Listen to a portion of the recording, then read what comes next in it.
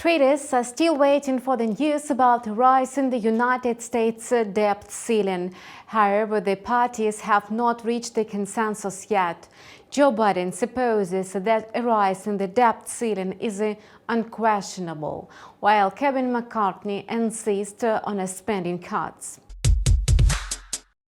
Meanwhile, judging by the recent macroeconomic reports from the United States, the Federal Reserve is likely to take a pause in the monetary policy tightening. Yesterday, traders learned that consumption in the U.S. remains stable. Notably, consumer activity is the main driver of the U.S. economy. However, some Fed officials continue to provide hawkish comments. It's highly possible that they are doing this to support the national currency. In fact, they have already succeeded in it. On the trading chart, we see that the euro failed to go above 1.09 against the US dollar. As a result, the pair dropped, which caused a sell-off.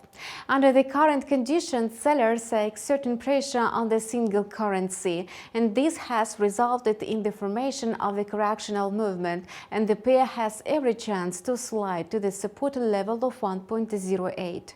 Notably, the euro remains attractive for investors as the European Central Bank intends to go on raising the key rate to combat high inflation.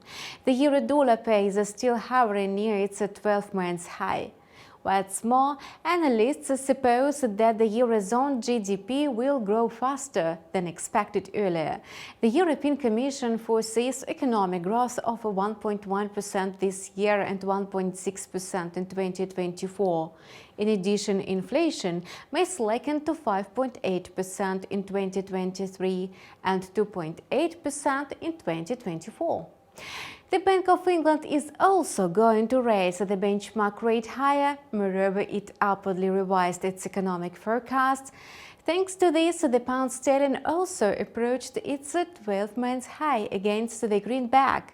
However, despite high volatility, the British pound failed to exceed the control level of 1.2550 against the US dollar. As a result, it declined to 1.25.